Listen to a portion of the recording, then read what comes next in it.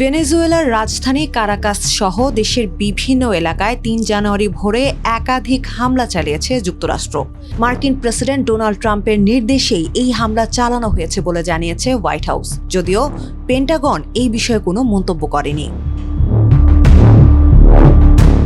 ভেনেজুয়েলায় হামলার ব্যাপারটি নিজ সামাজিক যোগাযোগ মাধ্যম ট্রুথ সোশ্যালে পোস্টের মাধ্যমে নিশ্চিত করেছেন মার্কিন প্রেসিডেন্ট ডোনাল্ড ট্রাম্প। পাশাপাশি ভেনেজুয়েলার প্রেসিডেন্ট নিকোলাস মাদুরো ও তার স্ত্রীকে আটক করা হয়েছে বলে জানিয়েছেন তিনি।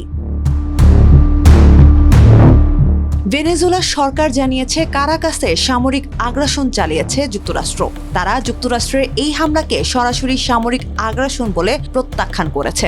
এই পরিস্থিতির কারণে জরুরি অবস্থা জারি করা হয়েছে দেশটিতে।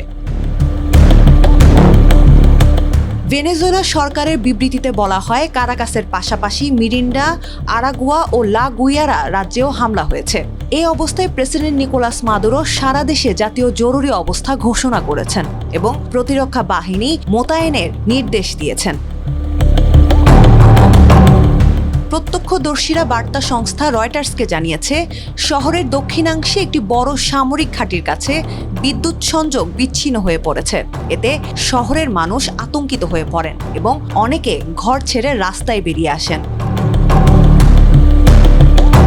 এর আগেই ট্রাম্প ভেনেজুয়েলায় সামরিক অভিযানের হুমকি দিয়ে আসছিলেন। তিনি প্রেসিডেন্ট মাদুরোকে ক্ষমতা ছেড়ে দেশ ছাড়ার চাপ দিচ্ছিলেন। গত 29 ডিসেম্বরও ট্রাম্প বলেছিলেন, মাদুরোর জন্য ক্ষমতা ছেড়ে দেওয়াই হবে বুদ্ধিমানের কাজ।